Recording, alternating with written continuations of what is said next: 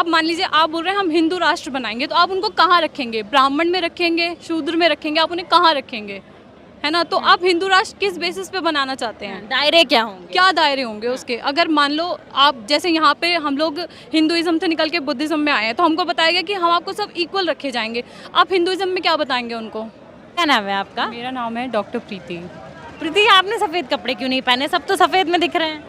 मुझे लगता है कलर से कुछ नहीं होता है। हाँ। मतलब अगर आप मन से मानते हो तो कुछ होता है, अगर आप मन से नहीं मानते हो तो आप कपड़े पहन लीजिए या फिर कुछ भी पहन लीजिए, कोई फर्क नहीं पड़ता। कहाँ से आई हैं आप? दिल्ली से ही हैं? हाँ, मैं दिल्ली से हूँ, शाहदरा से। आज इस समारोह में आई हैं, कैसा लग रहा है आपको? और क्योंकि आप यूथ हैं तो क्या बदलाव आपकी सोच में हुआ यहाँ आकर? बदलाव तो कुछ भी नहीं हुआ, मतलब जो मैं हूँ वो ही सब यहाँ पे मुझे सुनने को मिला। बस वो और मन पक्का हो गया मेरा कि जो मैं कर रही हूँ वो ठीक ही है।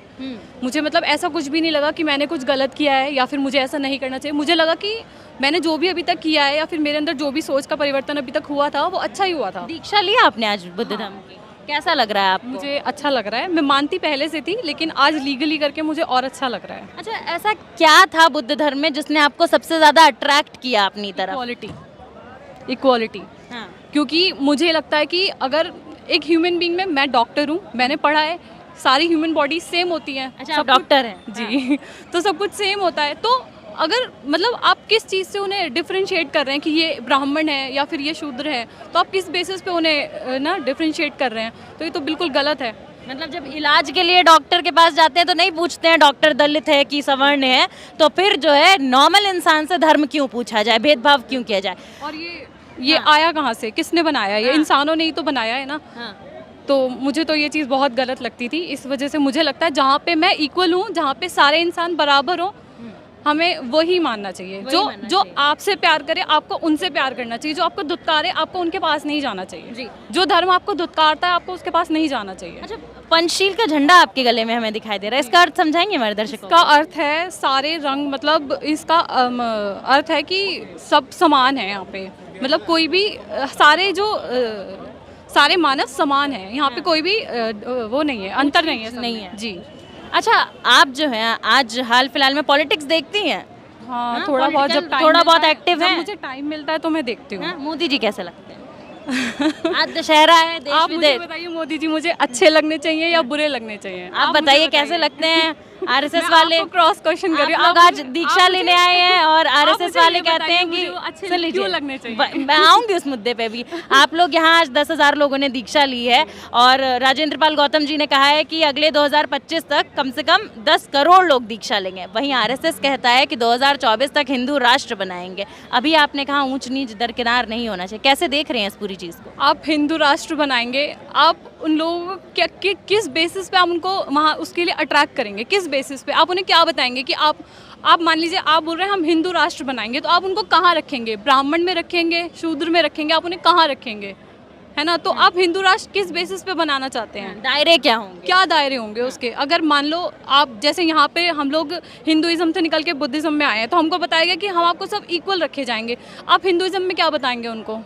मतलब जो यहाँ बताया जा रहा है कि वैज्ञानिकता की बात होगी, समानता की बात होगी, तो वहाँ जो है कौन सी क्वालिटीज गिनाएंगे? हाँ, बिल्कुल।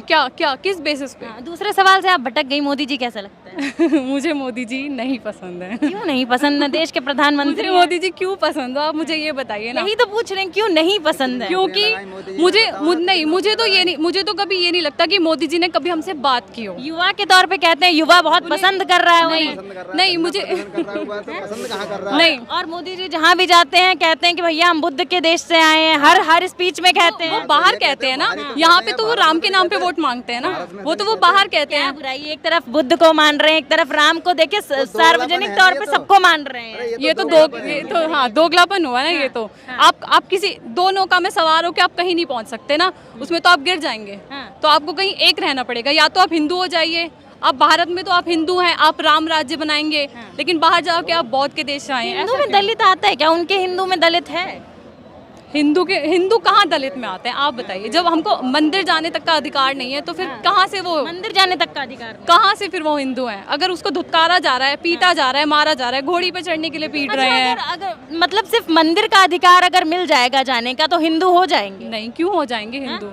तो फिर मंदिर जाने का अधिकार क्यों हिंदू बन चाहिए? के कुछ मिला नहीं, वही मुझे पूछ तो रहे कुछ ना। नहीं मिला हिंदू बन फिर के। मैम वही पूछ रहे हैं कि फिर मंदिर जाने का अधिकार ही क्यों चाहिए, और कोई अधिकार मायने नहीं रखते आपका हिंदू बनने हाँ, के मुझे लिए? तुच्छ समझा जा रहा है, मुझे सिर्फ जाति के बेसिस पे मुझसे ये बोला जा रहा है कि तुम नीच हो और हम तुमसे ऊंच हैं। जो लोग ये मानते हैं कि मैं ब्राह्मण हूँ तो मैं सुपीरियर हूँ तुमसे, वो कैसे अच्छे हो सकता है? मतलब वो अच्छा हो भी कैसे सकता है? उसको हम क्या समझ सकते ठीक है हैं? डॉक्टर साहिबा, बहुत सही तरीके से आपने हमारे सारे तर्क का वितर्क दिया और जवाब दिया। बहुत बहुत धन्यवाद आपका।